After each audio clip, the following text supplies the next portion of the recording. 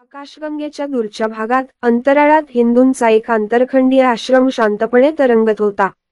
अचानक भयंकर महिषासुराच्या नेतृत्वाखाली राक्षसांच्या थव्याने पवित्र मंदिरावर हल्ला केला.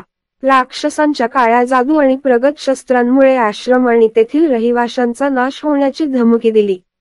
शूर गुरु परशुराम यांच्या नेतृत्वाखाली हिंदू ऋषी आणि योद्धे त्यांच्या घराचे रक्षण करण्यासाठी एकत्र आले. पवित्र मंत्र आणि प्रगत तंत्रज्ञानाच्या सहाय्याने त्यांनी आसुरी शक्तींविरुद्ध लढा दिला.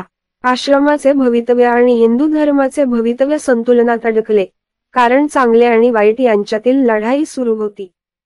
हिंदू त्यांच्या प्रगत शस्त्रांनी सज्ज आणि त्यांच्या भक्तीमुळे राक्षसांच्या विरुद्ध युद्धात उतरले. गुरु परशुरामांनी कार्यभाराचे नेतृत्व केले. त्यांची दैवी कुऱ्हाड प्रखर प्रकाशाने चमकत होती. ऋषी आणि योद्धे नेमकेपणाने आणि कौशल्याने लढले.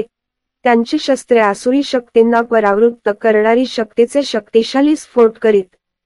हिंदूंच्या प्रगत तंत्रज्ञानाने हैराण झालेले राक्षस अडखळले आणि गडबडले. आपल्या सैन्याच्या पराभवामुळे संतप्त झालेल्या महिषासुराने काळ्या जादूचा विनाशकारी स्फोट केला. पण हिंदू तयार झाले. ओम शांती च्या सामूहिक मंत्राने त्यांनी एक शक्तिशाली शक्तिक्षेत्र सक्रिय केले, ज्याने हल्ल्याला विचलित केले.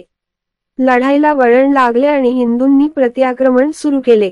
त्यांची शस्त्रे प्रखर प्रकाशाने प्रज्वलित झाली.